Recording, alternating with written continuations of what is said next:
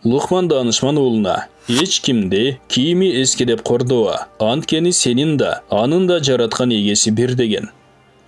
Яхия бин Муаз рахмахуллах айтады, жардыларды жақшы көрішің, пайғамбарлардың мінөзі, алар менен жолығып майек құруны жақтырғаның, тақуа, дұрыс кишилердің белгілерінен, алар менен маектешіп отырудан қачқаның, екі жүзділердің белгілерінен. Ескі діни бұлақтардың негізінде айтылғаны бойынша, Алла Таала пайғамбарлардың біріне, саға очуланып, сені жақтырбай қалышымдан сақтан, анда дүниені башыңа балия қылам деген.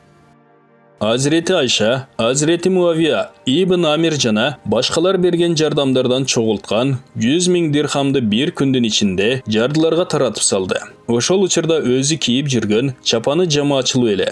Ал ораза болгондуктан күн ага, мага 1 дирхам берсеңиз, сиздин ооз ачарыңыз үчүн бир аз эт алайын дейт. Азирети Айша радиаллаху анха, ага эстетсең берейин деп жооп берет. Анткени пайгамбарыбыз саллаллаху алейхи вассалам колдо бар нерсеге каниет кылып жашоону кеңеш берген эле. Пайгамбарыбыз саллаллаху алейхи вассалам бул дүйнөдө жашап жаткандага, эгер ахиретте мени менен чогуу болгуң келсе, кедейлердей жаша жана байлардан колдон келишинче оолак бол. Ийниңе салган чапаның жамалмайынча эскирди деп ыргытпа деген.